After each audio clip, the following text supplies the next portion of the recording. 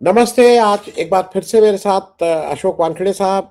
अशोक भाई, ये तो हफ्ते अब ऐसे हो रहे हैं कि रोज कुछ ना कुछ हो रहा है, लेकिन देश के अच्छे के लिए नहीं। कहीं ना कहीं हम्म। जब आप इस तरह का रोज देखते हैं तो आपको थोड़ा निराशा भी होती है और थोड़ा भय भी होता है। हाल के दिनों में इस देश में हरदीप सिंह पुरी, जो अब तो कल पवन खेड़ा ने बहुत साफ साफ कहा है कि कितना उन्होंने 14 नाम डेट्स बताई हैं। तो या तो पवन खेड़ा झूठ बोल रहा है या हरदीप पुरी। मुकदमा करें या तो पवन खेड़ा को फांसी दे देनी चाहिए कि उन्होंने हरदीप पुरी का झूठ बोला, और या हरदीप पुरी को रिजाइन कर देना चाहिए। दो में से एक। हम उनको हरदीप पुरी को फांसी देने की बात नहीं कर रहे हैं, क्योंकि काम तो उन्होंने राष्ट्रद्रोह का किया है, इसमें कोई दो राय नहीं। लेकिन अब पूरी तरह से साफ हो गया है कि भारत की सरकार चलाने में एप्स्टीन का बहुत इंटरेस्ट था। अब हमारे मोदी जी कितने प्रभावित थे नहीं थे, ये तो मैटर ऑफ ओपिनियन है, लेकिन उसका इंटरेस्ट था। और यहीं से शुरुआत कर रहे हैं कि हरदीप पुरी और अनिल अंबानी कब कब इस्तीफा देंगे और कब गिरफ्तार होंगे। प्रणाम सर। आपने ओपनिंग रिमार्क्स में कहा कि पवन खेड़ा झूठ बोल रहे हो तो फांसी दे देनी चाहिए। हम मैं आस्तिक हूं, मैं सनातन धर्म में विश्वास रखता हूं और आप भी हैं, मुझे पता है। तो हमारे यहाँ फांसी देने के बाद आदमी की मृत्यु होती है और मृत्यु के बाद उस शव का भी आदर किया जाता है। यदि झूठ बोलने पे ही फांसी दी जाए तो 2014 से लेकर आज तक के जो झूठ बोले हैं, तो एक एक इंसान को लाखों बार फांसी देनी पड़ेगी, तो वो शव का भी अपमान होगा। इसलिए झूठ बोलने पे फांसी कैंसल। बस इनके झूठ को अब एक एंटरटेनमेंट के अंदाज से, कर्मणुक है, मजे लो, बोलो तो उसी अंदाज से लेना चाहिए। हरदीप पुरी किस मिजाज के आदमी हैं, ये हमें बीच में पता पड़ गया था कि कैसा एक आदमी राज्यसभा में जाता है, उसके साथ जुड़ी हुई महिला का भी जिक्र हुआ था, क्योंकि महिला का जिक्र है। हम सिर्फ जिक्र करके एक इंडिकेशन दे रहे हैं, बाकी कुछ नहीं। हरदीप पुरी सालों बाहर रहे हैं, आईएफएस ऑफिसर थे और उनकी ज्यादातर पोस्टिंग यूनाइटेड नेशंस में रही है। वो हॉबनॉबिंग करते आ रहे हैं। हरदीप पुरी ने ये कहा कि राहुल गांधी मूर्ख है। हरदीप पुरी आईएफएस है और आईएफएस अच्छे खासे पढ़े लिखे लोग होते हैं, इसलिए हम प्रथम दृष्टया उनकी बात मानते हैं। तो फिर मैंने सोचा कि राहुल गांधी मूर्ख है तो कोई मूर्ख का प्रमाण पत्र देंगे, लेकिन उन्होंने पूरे प्रेस कॉन्फ्रेंस में स्वयं के मूर्खता का प्रमाण पत्र दिया। वो कह रहे तो मैं तो बड़े कैजुअली, पहले तो कहे कि वो मैं जिसमें ऑर्गेनाइजेशन में जनरल सेक्रेटरी था, उनके प्रेसिडेंट जो ऑस्ट्रेलियन पूर्व प्रधानमंत्री थे, उनसे उनकी मुलाकात थी। मैं तो कैजुअली सब लोगों के साथ में मिला हूँ, 2-3 बार ऐसे ही मिला हूँ। और उन्होंने एप्स्टीन को कहा कि द डर्टी रेपिस्ट को मैं मिला एंड ऐसा मेरा कोई उनके साथ कोई संबंध नहीं था। उनको ये पता नहीं था कि 30 लाख डॉक्यूमेंट आए हैं। 30 लाख डॉक्यूमेंट को धीरे-धीरे लोग पढ़ रहे हैं, समझ रहे हैं और चीज़ें बाहर आ रही है। वो आदमी कितना ज़बरदस्त झूठा होगा, जिसको पता है कि आने वाले समय में मेरे सारे सबूत आएँगे, फिर भी डट के झूठ बोल रहा था कि मेरा कोई संबंध नहीं। फिर बाकी मेल आए। एक मेल में वो कहते हैं कि तुम्हारी और मेरी टेलीपैथी है। वो कह रहे थे कि मैं कैजुअली मिला। तब भी मैंने कहा था एक शो में, आनंद जी, मैं भी पुरी साहब को एक रियल एस्टेट के इवेंट में कैजुअली मिला था। पुरी साहब ने आज तक मुझे खाने पे नहीं बुलाया। एप्स्टीन को एक कैजुअली मिले थे, लेकिन एप्स्टीन इनको खाने पे बुलाता है। एप्स्टीन, मैं ये कहता हूं कि कोई भी आज आप मेरे साथ कार्यक्रम कर रहे हो, कल यदि मैं घनघोर अपराधी और राष्ट्रद्रोही साबित हुआ, तो इसमें आपका दोष नहीं, क्योंकि मेरे राष्ट्रद्रोही होने के बाद यदि आप मेरे से संबंध रखते हैं, तो फिर आप दोषी हो सकते हैं। 2008 में एप्स्टीन को सजा हुई, नाबालिग लड़कियों से जबरदस्ती इज्जत लूटने की, और ये उसके इकबालिया बयान थे। उसको सजा हुई, वो 13 महीने जेल में रहा। अपने contacts, high and contacts white house में थे, तो वो बाहर निकला। बाहर निकलने के बाद फिर जोरों शोरों से उसने वही काम शुरू कर दिया, मालूम होते हुए कि जो आदमी स्वयं जिसने एक्सेप्ट कर लिया है और उसको सजा हुई है, उसके साथ 2014 में क्यों पुरी साहब संबंध रख रहे थे? क्या इंटरेस्ट था पुरी साहब का? क्या पुरी का कैबिनेट में होना यही एप्स्टीन की वजह से था? क्या एप्स्टीन, अनिल अंबानी, पुरी और नरेंद्र मोदी जी एक कड़ी थे? एक बहुत इंटेलिजेंट पत्रकार आ गई है, अब पैदा हो गई है। हम तो अभी उनकी पत्रकारिता के सामने तो हमको लगता है कि हम स्टूडेंट है। हमने किसी को पूछा भी कोई कोर्स वोर्स चला रही होगी तो हम अपना क्लास, मैं आनंद भाई आपका भी मैं कहीं से फीस जुगाड़ करके भर दूंगा कि हम दोनों सीख ले उनसे। उसका ये कहना था कि एप्स्टीन की दो साइड थी, एक घनघोर व्यभिचारी था, फिक्सर था, और दूसरा वो पॉलिटिकली इन्फ्लुएंसर था। तो जितने नाम इंडिया के आ रहे हैं वो नाम राजनीति की वजह से आ रहे हैं, नहीं कि उस रेपिस्ट की वजह से। कल दाऊद इब्राहिम के इस मोहतरमा के सामने दाऊद इब्राहिम कर दो तो वो कहेगी कि दाऊद इब्राहिम बहुत अच्छे आदमी थे।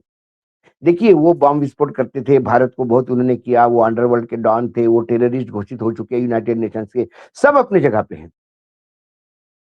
लेकिन वो एक बाप भी है, उसकी एक बेटी भी है, उसकी शादी में यदि वो जाए तो आपको उस दृष्टि से देखना चाहिए। एक बाप ने यदि अपने बेटी की शादी में बुलाया और हमारे नेता गए तो क्या गलत किया? और ये घर घर सोना मोहतरमा, पहुंचा दिया, नहीं मैं स्मगलिंग का सोना घर घर पहुंच गया आम सोना घर आदमी घर के। पहुंचा दिया, आप क्या कर दिए? क्या क्या उस क्या बढ़िया। समय कोई आदमी सोच नहीं सकता था कि गैब्रिडियन के कपड़े की पैंट सिलवा दी, उसने आम आदमी तक गैब्रिडियन पहुंचाया। कितना बड़ा अच्छा काम किया, उपभोक्ता के पॉइंट ऑफ व्यू से भेजो। ऐसी पत्रकारिता की गंदगी आई है इस समाज में, हम इस फील्ड में, और ये ऊंचे ओहदे पे बैठे हैं और जोरों शोरों से अकेली एक महिला उसको डिफेंड करती हुई आ रही, बाकी बीजेपी के लोग भी अब कन्नी काट रहे हैं। हरदीप पुरी के उसके साथ संबंध थे, ये एस्टेब्लिश्ड हो गए हैं। ब्रिटेन के प्रधानमंत्री का एक अधिकारी एप्स्टीन से जुड़ा हुआ था, इस वजह से ब्रिटेन के प्रधानमंत्री इस्तीफा देने के कारगर पे है। लेकिन हमारे हरदीप पुरी निर्लज्जता की चादर ओढ़े, सारी हदें पार करते हुए वो चेयर गर्म कर रहे हैं अभी भी और बैठे हुए हैं, क्योंकि उन्हें पता है कि ये देश 140 करोड़ के भेड़ बकरियों का देश है, यहाँ कोई सोचने वाला नहीं है, यहाँ कोई बोलने वाला नहीं है। अनिल अंबानी देखिए, दुबई जैसे देश में जहां सल्तनत चलती है, वहां तक एक बड़े अधिकारी ने इस्तीफा दे दिया क्योंकि उसका नाम आया उसमें, प्राइवेट सेक्टर में। अनिल अंबानी बाकायदा मेल में मांगते हैं कि मेरे लिए एक स्वीडन ब्लॉन्ड चाहिए, एक अच्छा खासा मतलब शुद्ध हिंदी में ब्लॉन्ड को क्या कहूं मैं, टनटनाट, मतलब शब्द नहीं है महिलाओं के लिए, क्या उच्चार करे, ऐसी हमको एक व्यवस्था कर दो। फिर वो कहती है, आगे जो कन्वर्सेशन है आनंद जी, उसमें तो इस फिल्म इंडस्ट्री के तमाम हीरोइनों के उस प्रश्न चिन्ह उठा दिए उन्होंने। फिर उसमें वो एप्स्टीन कहता है, एक मॉडल का नाम लेते, अरे अच्छा हुआ तुमने ये मांगा, मुझे तो डर था कहीं तुम उसकी नहीं मांग कर लो, वो मेरे रीच के बाहर है। फिर अनिल अंबानी बोलते, अरे छोड़ो यार, किसकी बात कर रहे हो, अभी मैंने हॉलीवुड की एक हीरोइन के साथ को प्रोडक्शन शुरू किया है, वो मेरा चॉइस है। मतलब अनिल अंबानी जिस पिक्चर को फाइनेंस करता है या रिलायंस की जो पिक्चरें होती है, उनकी हीरोइनों का क्या अनिल अंबानी शोषण करता है? ये सवाल है। कास्टिंग काउच के लिए अनिल अंबानी फिल्म इंडस्ट्री में आए, ये सवाल है। फिर अनिल अंबानी की और प्रधानमंत्री की दोस्ती कैसी? क्यों अनिल अंबानी को अपने टूर में लेके जाते हैं? क्यों फ्रांस में अनिल अंबानी जी के राफेल के सौदे में ऑफसेट बनाया, उसको पार्टनर बनाया जाता है जिसने खिलौने का प्लेन नहीं बनाया? जर्मनी में अनिल अंबानी किसकी मुलाकात किससे करवाते हैं, ये मैं बोलना नहीं चाहता, नाम लेने से बदनाम होते हैं लोग, क्या करें, हमारी इज्जत है, कम से कम हम हमारे मुंह से नाम लेके मुंह नहीं गंदा करना चाहते, सारी दुनिया को मालूम है। तो क्या हमारे देश में पूरे ऐसा व्यभिचार का खुला खेल चल रहा है? देश पस्त हो रहा है और हमारे नायक जो हमारे अभिभावक बनते आए हुए हैं वो मस्त हो रहे हैं।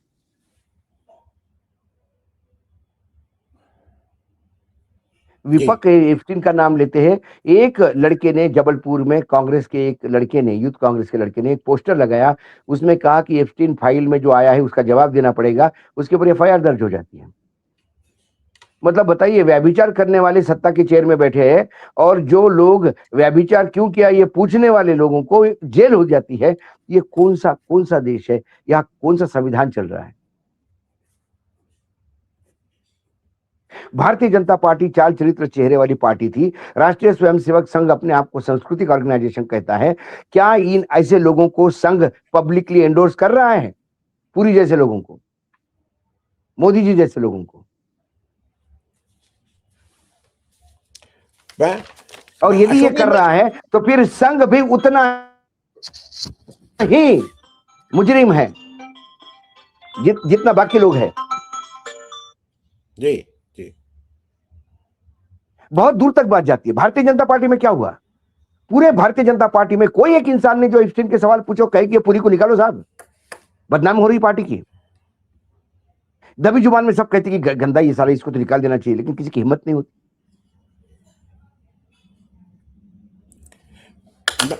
मैं अशोक भाई एक चीज इसलिए आपसे पूछ लूं क्योंकि वो उसको जरा 2+2 अपने को करना होगा, क्योंकि ये हमारा काम है। ये जो हरदीप पुरी हैं ये फरवरी 2013 में रिटायर होते हैं, जून 2013 में इंटरनेशनल पीस इंस्टीट्यूट ज्वाइन करते हैं, जून 2013 से 31 मार्च 2016 तक। ये बात मैं इसलिए कह रहा हूं कि मैं जरा आपसे समझना चाह रहा हूं। जून 2013 से एप्स्टीन से इनका एक भी संपर्क नहीं होता है। 26 मई को 2014 में जब मोदी जी शपथ ले लेते हैं तब ये बुलेट ट्रेन हो जाते हैं। फिर ये धनाधन धनाधन धनाधन, फिर ये रोज मिल रहे हैं, रोज वो कर रहे हैं। नंबर अच्छा, ये बता, एक मिनट, यही मैं बताता हूं। ये कहते हैं कि मैं देश के लिए बात कर रहा था। किस हैसियत से बात कर रहे थे? रिटायर्ड हो चुके थे आप। क्या देश ने कोई आपको अपॉइंटमेंट दिया था? क्या मोदी जी ने कोई मैंडेट दिया था आपको? तो बताइए कि मोदी जी ने मुझे बुला के बोला था यार मेरे लिए कुछ जुगाड़ कर तू, इसलिए मैं मिल रहा था। किस हैसियत से तू देश के लिए बात कर रहा था? Was you appointed by the country? Out of blue you wanted to help the nation, and that too with this culprit.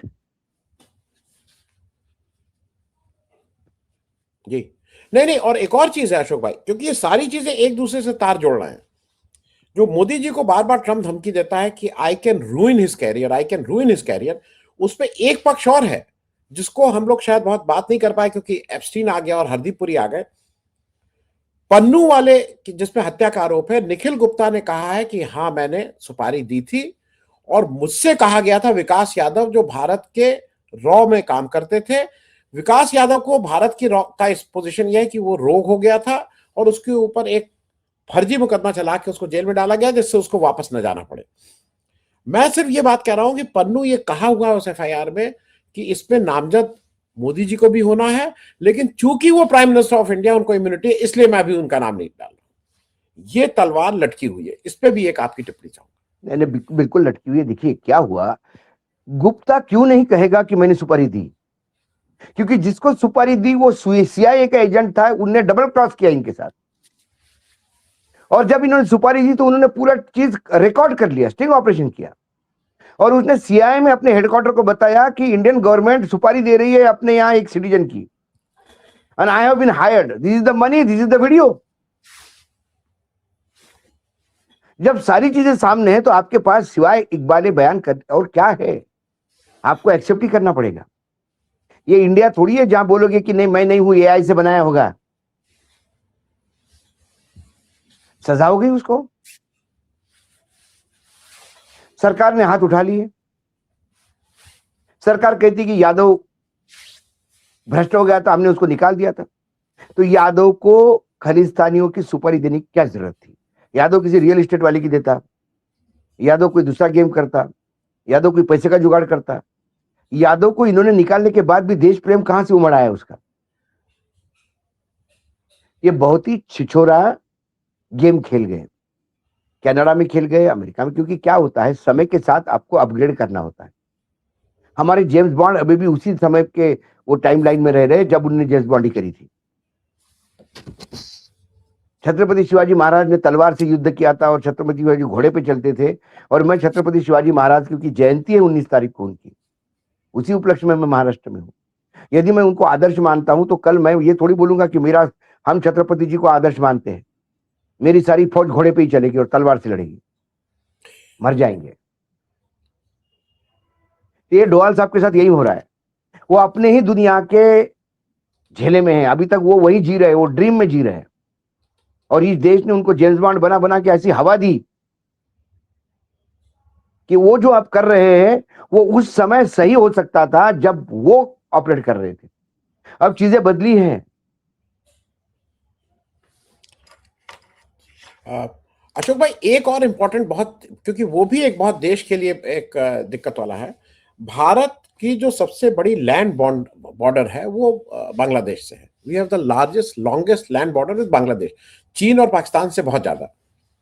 Bangladesh के प्रधानमंत्री के शपथ ग्रहण समारोह में उन्होंने हमें इनवाइट किया। उन्होंने व्यक्तिगत रूप से मोहम्मद यूनुस ने कहा और उनको चाहते थे कि भारत के प्रधानमंत्री वहां जाएं, नरेंद्र मोदी। दूसरी तरफ ये भी याद दिला दूं कि शेख हसीना बतौर प्राइम मिनिस्टर भारत के 2014 में प्राइम मिनिस्टर के शपथ ग्रहण समारोह में आई थी। तो ये कोई उनकी ऐसी नहीं थी कि उनकी बहुत इच्छा थी। दूसरा, मोदी जी वहां नहीं गए इस बहाने से कि फ्रांस के प्रेसिडेंट आ रहे हैं। हालांकि फ्रांस के प्रेसिडेंट 3 दिन के लिए हैं भारत में, 17, 18, 19। मोदी जी को कोई साइकिल से नहीं जाना था कि या ट्रेन से नहीं जाना था कि आरएसी मिल रहा है, रिजर्वेशन कंफर्म, जहाज उठा के वहां जाते, वहां से वहां चले जाते, 1-2 घंटे का दिक्कत थी। उन्होंने किसी गवर्नमेंट ऑफिशियल को नहीं भेजा। मुझे दिक्कत जिस बात की है कि ये भारत की सरकार को निमंत्रण था, उन्होंने बिरला जी को भेज दिया। बिरला जी जो खुद 9 मार्च तक ये कह रहे हैं कि भाई उनके ऊपर एक आरोप है, इसलिए वो पार्लियामेंट का सामना नहीं करेंगे। इससे हम बैल मुझे मार अपने अपने संबंधों को और खराब करने की तरफ जा रहे हैं, जबकि उधर वो तारिक रहमान कह रहा है कि हमें शेख हसीना अलग रखिए, हम आपसे अच्छे संबंध करना चाहते हैं। अशोक भाई, मेरा सीधा इसमें एक ही कॉल है सर, मैं एक ही बात बताता हूं। यदि न्योता भारत सरकार को था तो भारत सरकार की तरफ से भारत का मंत्री जा सकता है, कोई विदेश मंत्री जा सकता है, कोई अधिकारी जा सकता है। स्पीकर भारत सरकार नहीं होती। नहीं, स्पीकर एक इंडिपेंडेंट आइडेंटिटी है। राष्ट्रपति भारत सरकार हो सकते हैं, उपराष्ट्रपति भारत सरकार हो सकते हैं, लेकिन स्पीकर लोकसभा के अध्यक्ष होते हैं। वो ना सत्ता के साथ है ना विपक्ष के साथ है, ना वो प्रचार करने जा सकते हैं ना प्रचार किसी के लिए कर सकते हैं। ये बात अलग है कि अब मोदी जी को लगा होगा कि जब स्पीकर साहब पूरा भाजपा का स्पोक्स पर्सन बन के ही काम कर रहे हैं और भाजपा का बूथ लेवल के वर्कर के हिसाब से सदन चला रहे हैं, तो उनको बीजेपी की तरफ से भेज दिया जाए। लेकिन बीजेपी की तरफ से भी पार्टी को न्योता होना चाहिए। यदि पार्टी को न्योता होता और बिरला जी को भेज देते तो भी हम मान लेते, क्योंकि बिरला जी अभी बीजेपी के स्पोक्स पर्सन जैसा काम कर रहे हैं। यदि स्पीकर को अलग इन्विटेशन होता और स्पीकर जाते तो बात अलग थी।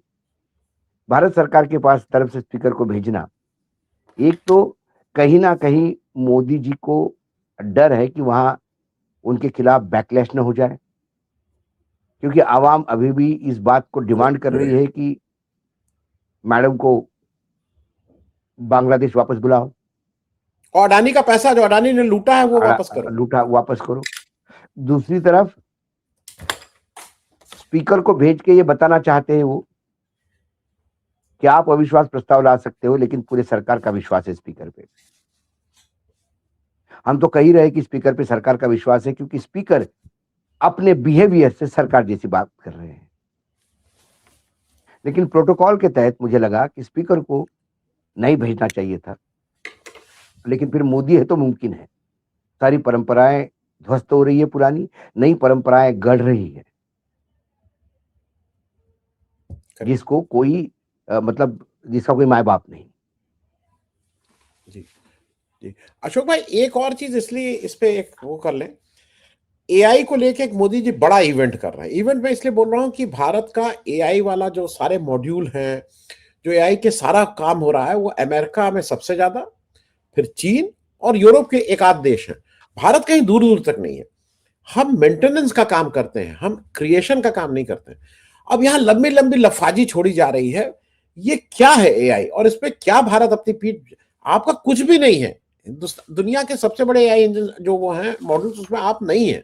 मैं इस पे जरा एक आपकी, ये क्या कर रहा मैं हूँ। कह रहा हूं कि एआई है नहीं, आपको एआई में आगे जाना है।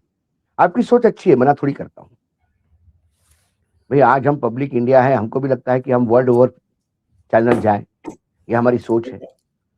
लेकिन दुनिया का सबसे बड़ा चैनल करके यदि आपने होस्ट करना शुरू कर दिया कल से कार्यक्रम, या 2 इवेंट करवा दिए वो लखनऊ में, तो लोग पूछेंगे कि आपको क्या दुनिया में कौन से देशों में भाई आपने एआई का इवेंट किया। जब आप अंतर्राष्ट्रीय इवेंट करते हो तो उस अंतर्राष्ट्रीय स्टैंडर्ड का काम होना चाहिए। जो छिछोरापन एआई के इसमें किया, उसने पूरे भारत की छवि धूमिल कर दी। पहले दिन ये बता दिया गया पूरे विश्व को कि हमारी औकात ऐसे समिट की नहीं है। हम ओलंपिक होस्ट करने की बात कर रहे हैं और हमारी औकात एक एआई की नहीं रही है। दिन भर गोदी चैनल और पामेरियन जितने भी हमारे एंकरनियां थे, बार बार की मास्टर स्ट्रोक बता रहे थे कि एआई आ गया और ऐसा हो गया और भारत वो 2047 तक क्या होगा और एआई में ये करेंगे, एआई में वो करेंगे। और जितने पार्टिसिपेंट थे, उनके ट्वीट, उनके सोशल मीडिया पे जो भड़ास निकल रही थी, वो पूर्ण रूप से भारत की इतनी बेइज्जती हो रही थी। राइटर्स जैसी एजेंसी ने लीड स्टोरी करना एआई पे कि इट वाज टोटली मिसमैनेज्ड। कल शाम को जाके हमारी इंफॉर्मेशन ब्रॉडकास्टिंग मिनिस्टर और जो आईटी मंत्री भी है, उन्होंने माफी मांगी कि थोड़े से लोग ज्यादा हो गए थे। थोड़े से लोग ज्यादा हो, 1 साल से आप तैयारी कर रहे थे। थोड़े से लोग कहां से ज्यादा हो गए, आपको मालूम था कितने लोगों ने रजिस्ट्रेशन किया, आपको ये मालूम था कि आपने कितने लोगों को स्टॉल बेचा है। पैसा लेते समय शर्म नहीं आई आपको। और जब वो लोग स्टॉल में जाने लगे तो उनकी लाइनें लगवा दी। एक ने बहुत बढ़िया ट्वीट किया, बोला आप एयरपोर्ट पे जाते हो तो डिजी यात्रा में चेहरा देख के अंदर एंट्री होती है। अरे यहाँ मैन्युअली चेकिंग हो रहा था। 17,000 लोगों का मैन्युअल चेकिंग करोगे तो 2 दिन तो लगेंगे ही लगेंगे। जब आपने 17,000 लोगों को इनवाइट किया, मतलब इनका ये है 50 लोगों का खाने की व्यवस्था की और 5,000 बारातियों को टिकट वो बांट दिए, इन्विटेशन कार्ड बांट दिए। और एंड में कहना कि थोड़ी असुविधा हो गई थोड़ी सी, इसलिए माफी चाहते हैं। असुविधा? इट वॉज टोटल कोलैप्स,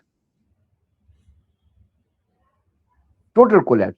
किसी दूसरे देश में ये हुआ होता तो आईबी मिनिस्टर का इस्तीफा हुआ होता अभी तक।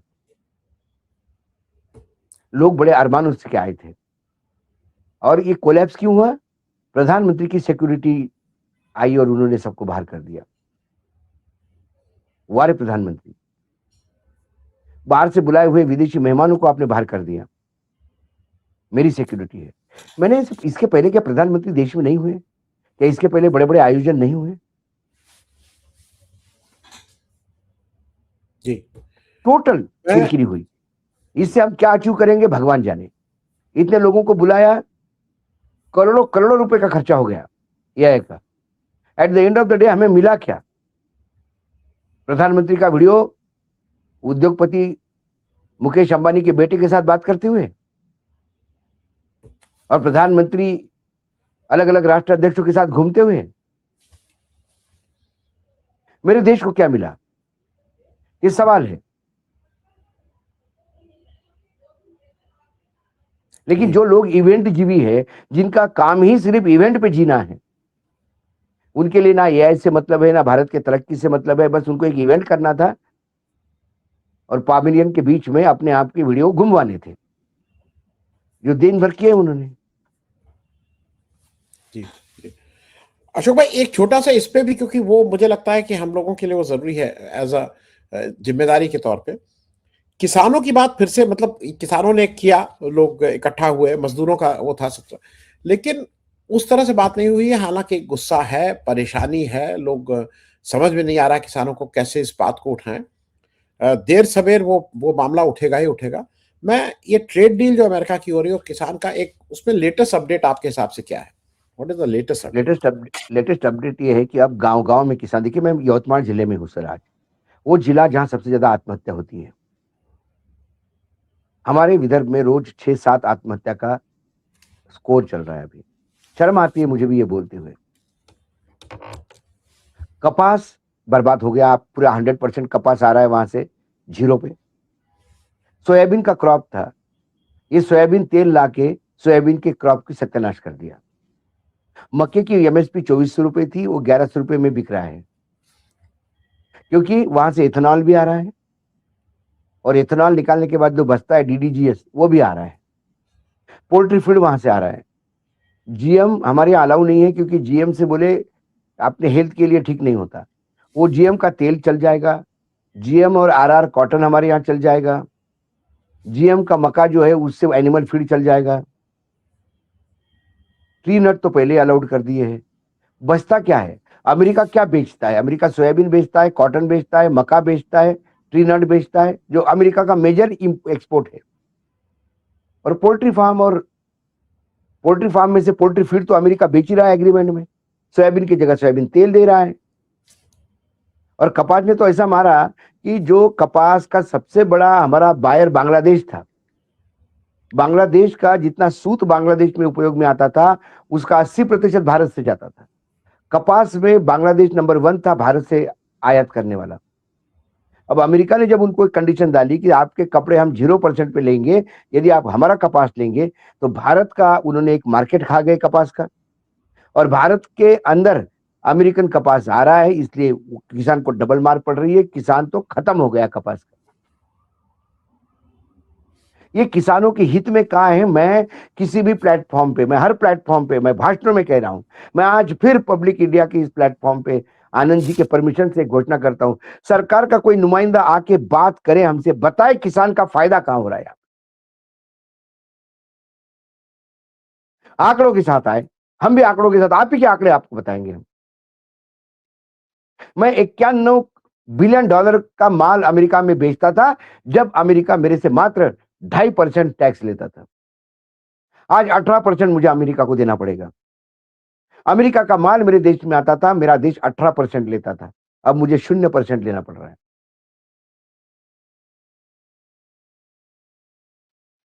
अदर प्रोडक्ट्स में क्या है कोई बताने को तैयार नहीं। सरकार में ये सरकार भय और भ्रम ये दोनों के भरोसे चलती है। भ्रम फैलाते हैं। एक गिरिराज सिंह जो है मंत्री है, वो बोलते हैं कि राहुल गांधी मूर्ख है। क्यों? कि अभी ट्रेड डील हुआ ही नहीं, बातचीत चल रही है, लोगों को भ्रमित कर रहे हैं। प्रधानमंत्री कहते हैं कि धन्यवाद ट्रंप साहब 140 करोड़ लोगों की तरफ से कि आपने डील कर दिया। कृषि मंत्री कहते हैं कि स्वामी नाथन की रिपोर्ट हमने लागू की, राहुल गांधी को अधिकार ही नहीं किसानों का बात बोलने के लिए। स्वामीनाथन की रिपोर्ट क्या है जरा बता दे हमारे मामा जी शिवराज सिंह चौहान। मैंने ऑफर किया कि हमारी एक पुश्तैनी जमीन है 8 एकड़ महाराष्ट्र के कोलवाई गांव में, हम पूरे वानखेड़े परिवार की जमीन है, मैं सब परिवार की तरफ से मैंने ऑफर दिया, शिवराज सिंह चौहान कोई भी उपज मेरे खेत में निकाल कर उसको एमएसपी पे बेच के प्रॉफिट बताए मुझे।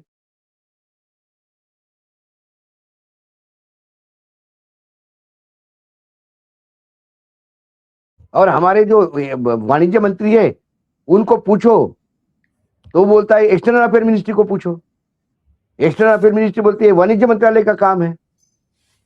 क्यों भाग रहे हैं सवालों से? अमित शाह जी कहते हैं कि राहुल गांधी झूठ और झूठ बोल रहे, तो सच क्या है आप बताइए। ये मत बताइए किसानों के भलाई के लिए है। क्या भलाई है, किसमें भलाई है, थोड़ा तो रेखांकित करेंगे चीजों को। क्योंकि आपने देश को बेच दिया है अमेरिका को हाथ। मैं एक छोटा सा, अशोक भाई खत्म करने से पहले, मैं इसलिए कह रहा हूं क्योंकि ये भी एक इम्पोर्टेंट है, मतलब किसी के लिए भी। सुनेत्रा पवार जी ने, अजित पवार जी की जो पत्नी है, उन्होंने एक सीबीआई इंक्वायरी की मांग की और ये कह रहे हैं कि ये सब कुछ जो हुआ है ये केवल हादसा नहीं है, इसमें कुछ इस तरह की बातें आ रही हैं। मैं इस पे एक आपकी छोटी टिप्पणी चाहूंगा। जब यह हादसा हुआ सुबह और जब मैं लाइव था एक कार्यक्रम में, तब भी मैंने कहा कि मुझे ये अभी भी जरा अननेचुरल लग रहा है। क्योंकि मेरे कुछ बारामती में कुछ लोगों से बात की थी जो फर्स्ट हैंड रिपोर्ट मुझे मिली थी। उसके बाद ममता दीदी ने बाकायदा ट्वीट करके इंक्वायरी मांगी। उन्होंने स्टेटमेंट दिया कि अजित पवार जी के हादसे की डिटेल इंक्वायरी होनी चाहिए। उसके ऊपर हमारे होनहार, सबसे लोकप्रिय, भगवान का स्वरूप, प्रातः स्मरणीय 1000 श्री देवेंद्र फडणवीस ने आड़े हाथे लिया दीदी को, ये बोल के कि शर्म आनी चाहिए आपको, ऐसी बातें बोलते हो। उसके बाद छगन भुजबल ने कहा अस्थि कलश लेते हुए कि कुछ गड़बड़ तो मुझे भी लग रही है। रोहित पवार ने इंतजार किया 13 दिनों का, उसके बाद वो पूरे स्टैटिस्टिक डेटा के साथ सवालों को लेकर प्रेस कॉन्फ्रेंस मुंबई में की, दिल्ली में की, सवाल उठाए। मिटकरी करके अजित पवार की पार्टी के एक नेता है, वो लगातार चीजों को बता रहे हैं। उसके बाद जो खबर आई वो और शॉकिंग थी, और खबर ये थी कि ब्लैक बॉक्स जो होता है वो डैमेज हो गया, और बताया गया कि बहुत ज्यादा टेम्परेचर बढ़ गया था, बहुत जल के राख हो गया था प्लेन, उसके वजह से उसको डैमेज हो गया। मिटकरी ने एक फोटोग्राफ अटैच किया अपने ट्वीट को और कहा कि ब्लैक बॉक्स हमेशा टेल में रहता है, क्योंकि विमान के एक्सीडेंट का डाटा बताता है कि ज्यादातर विमान जलने के बाद भी पिछली पिछली जो पूंछ होती है विमान की वो पड़ी रहती है। ब्लैक बॉक्स हमेशा पूंछ पे रहता है, विमान के बैक साइड पे रहता है। और उन्होंने एक फोटोग्राफ नत्थी किया जिसमें अजित पवार जी का विमान पूरा रूप से जला हुआ दिखाई दिया है और उसके टेल साबुत है। उन्होंने कहा कि यहाँ का ब्लैक बॉक्स कैसा डैमेज हो सकता है, इस सवाल का कोई जवाब नहीं। ये सारी चीजें जब सामने आई, जब उनके पार्टी में डिमांड होने लगी, और रोहित पवार को पूछा कि आप किस हैसियत से कहते, कि उन्होंने बोला कि दादा महाराष्ट्र के बड़े नेता थे, मेरे चाचा थे वो, क्यों नहीं मांगूंगा मैं, सवाल। तब जाके अब सुनेत्रा जी ने सीबीआई की इंक्वायरी के लिए, जो लोग कह रहे थे इसमें कुछ नहीं है, सीबीआई की इंक्वायरी के लिए ये बात हुई। लेकिन एक सुर वो निकला कि एक्सीडेंट होने के बाद शरद पवार का एक स्टेटमेंट आया था, इसमें राजनीति ना करें, एक्सीडेंट है। तो मैंने, जो शरद जी के बहुत नजदीकी लोग हैं, उनसे मैंने पूछा कि ये क्या, ऐसा क्यों बोला उन्होंने। तब उन्होंने कहा था कि अंतिम संस्कार होना था दादा को, दादा कितने लोकप्रिय थे ये मालूम था शरद पवार को, लाखों की भीड़ वहां आती। यदि शरद पवार भी बोलते कि एक्सीडेंट नहीं, कुछ हादसा है, तो वो लोग उग्र हो जाते, वहां कुछ भी अनहोनी हो जाती। गोपीनाथ मुंडे की मृत्यु के बाद महाराष्ट्र के कैबिनेट के लोग जा नहीं पाए थे अंतिम संस्कार को, रास्ते में भाग के आना पड़ा। इतने लोग उग्र हो गए थे कि भाई गोपीनाथ जी की हत्या हुई है, इसका मुजरिम कौन। इस वजह से उन्होंने कहा कि इसमें राजनीति मत करिए, पहले अंतिम संस्कार होने दीजिए। रोहित पवार यदि प्रेस कॉन्फ्रेंस करते हैं तो वो शरद पवार के बगैर पूछे नहीं करेंगे, इतना भी सच है। और जो चीजें अब तो लगने लगा है 100% कि अजित पवार जी के साथ तो खेल हुआ। गोपीनाथ मुंडे जी के बेटियों को डर हो सकता है, या उन्हें सत्ता में रहने का मोह हो सकता है। सुनेत्रा पवार समझ गई कि यदि पूरे महाराष्ट्र यदि ये उठ खड़ा हो गया डिमांड करते हुए, तो उनके लिए बहुत मुसीबत हो जाएगी। तो उन्होंने सीबीआई की इंक्वायरी मांगी। हालांकि सीबीआई सरकार की है, मैं जानता हूं क्या लिपापोती होगी, और हमने पांड्यान से लेके लोहिया तक और गोपीनाथ मुंडे तक की मृत्यु देखे हैं, आखिरकार कुछ नहीं निकल के आता है। मैं सिर्फ दर्शकों को ये याद दिला दूं कि शरद पवार इस मामले में दूरदर्शी हैं। उनको लगता है कि आगे का क्या है। जब बॉम्बे ब्लास्ट हुआ था और उस समय वो मुख्यमंत्री थे, उस समय भी उन्होंने एक झूठी बात उस समय कही थी कि मस्जिद के साथ साथ एक मंदिर में भी ब्लास्ट हुआ है, जो कि नहीं हुआ था, क्योंकि उनको ये था कि बैकलैश होगा तो इस समय संभालना मुश्किल हो जाएगा महाराष्ट्र को। कई तो बार उन्होंने करना पड़ता है, जी, जी, कई बार करना पड़ता है, लार्जर क्योंकि इंटरेस्ट लार्जर में। इंटरेस्ट ये होता है कि आप किसी चीज को भड़का के यदि सिविल वॉर जैसी स्थिति पैदा करोगे तो दंगे भड़केंगे। जी, जी। तो ये मैंने सिर्फ इसलिए कहा कि लोगों को याद रहे कि कभी कभी इस हाँ तरह की बिल्कुल बिल्कुल, चीजें समय मुझे याद है उस अच्छी तरह से उस हाँ, समय। हाँ, क्योंकि वो उन्होंने कहा था कि एक मंदिर भी है, जिससे लोगों को लगा अच्छा ये कोई ऐसा आदमी है जो सब जगह कर रहा है, और फिर बाद में उसको कंटेन करने में कामयाब रहते हैं। अशोक भाई, थैंक सो मच, बहुत बहुत शुक्रिया बातचीत करने के लिए, धन्यवाद।